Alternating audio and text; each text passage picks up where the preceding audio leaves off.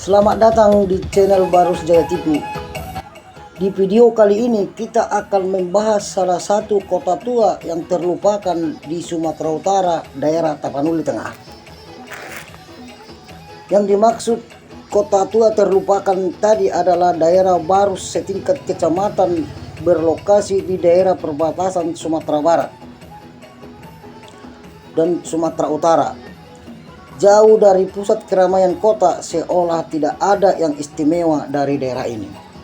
Padahal dalam sejarah perdagangan internasional, Barus termasuk salah satu kota perdagangan kuno di dunia. Kota yang dikenal di Asia setidaknya sejak abad ke-6 Masehi, bahkan namanya menjangkau Eropa. Nama Barus dalam catatan sejarah kerap disebut dengan beberapa nama asing, sebut saja nama Pancur, yang dalam bahasa Arab dikenal dengan nama Pansur. Dalam karya geografis Ptolemaios tercatat 5 pulau yang dinamakan Barousia, nama yang dikaitkan dengan Barus oleh beberapa sejarawan.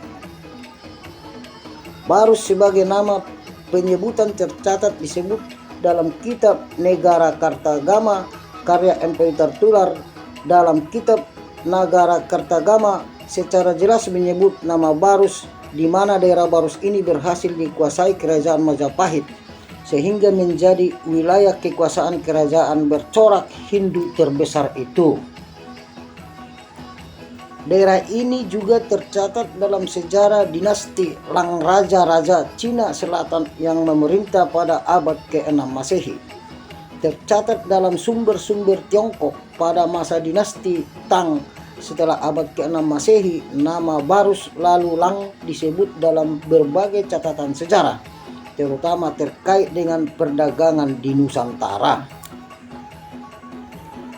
Dalam buku Lobutua, sejarah awal Barus disebutkan bahwa di desa Lobutua, daerah di sekitar Barus, pada tahun 1995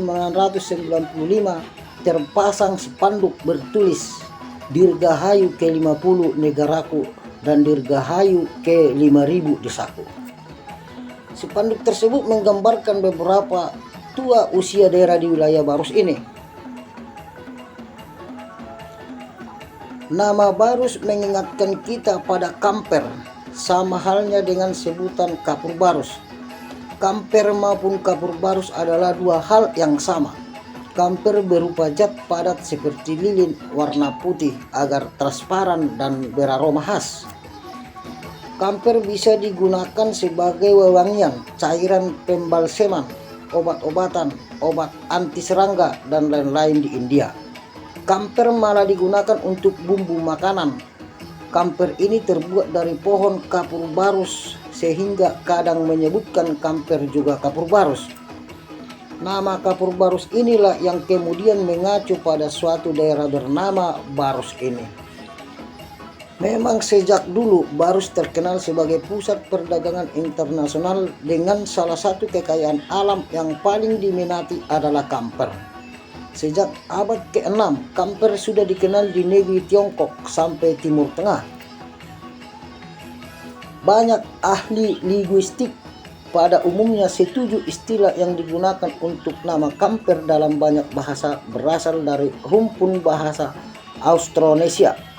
Dengan begitu, besar kemungkinan asal-usul kamper berasal dari Kepulauan Nusantara yang tak lain adalah wilayah Indonesia sekarang. Wilayah Nusantara yang dikenal sebagai produsen kamper tak lain adalah kota Barus. Namun selain Barus, kamper juga ditemukan di bagian utara Sumatera, Kalimantan, dan selatan semenanjung Malaysia. Satu hal yang tak terbantahkan, berdasarkan catatan sejarah yang ada, Barus memang dikenal sebagai kota pelabuhan perdagangan internasional. Pengekspor kamper yang dibawa dari wilayah pedalaman Barus.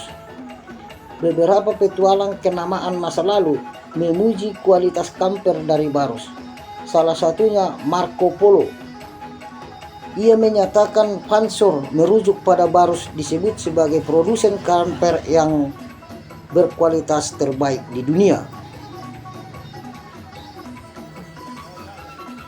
Kita beralih ke salah satu wilayah atau desa di Kota Barus, yaitu adalah Kota Lobutua, sisa Barus masa lalu. Salah satu daerah ini di kawasan Barus yang dikenal berusia tua adalah Desa Lobutua. Jaraknya kira-kira 25 km dari Barus. Di antara Barus dan Lobutua ini terdapat semenanjung yang bernama Semenanjung Kepala Ujung.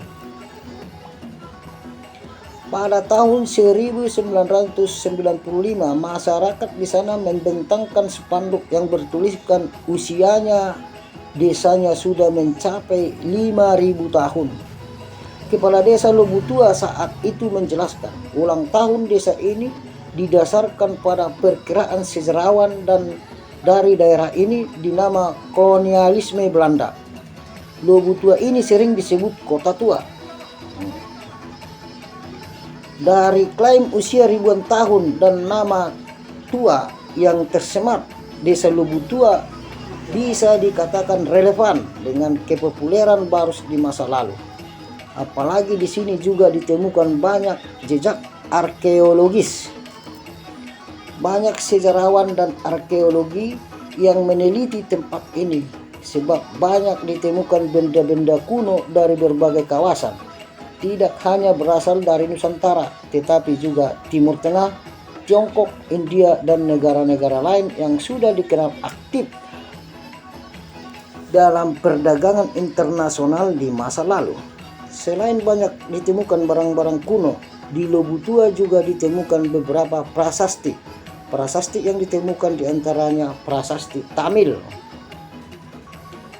Dari prasasti ini diketahui bahwa daerah Barus sudah melakukan perkongsian dagang dengan India Selatan setidaknya sejak tahun 1088 Masehi. Sekarang kita beralih ke wajah Barus yang terkini.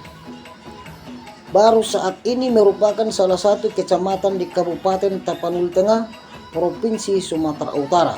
Letaknya di pesisir pantai barat Sumatera, tak jauh dari Pulau Nias. Sejak Indonesia merdeka, Barus berstatus awalnya kewedenaan yang meliputi Kecamatan Barus sendiri dan Kecamatan Sorkam.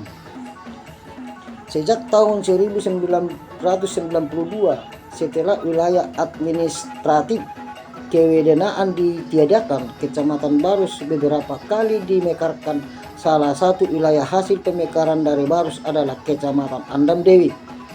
Di kecamatan inilah lokasi Desa Lobutua yang diyakini sebagai daerah penting Barus di masa lalu.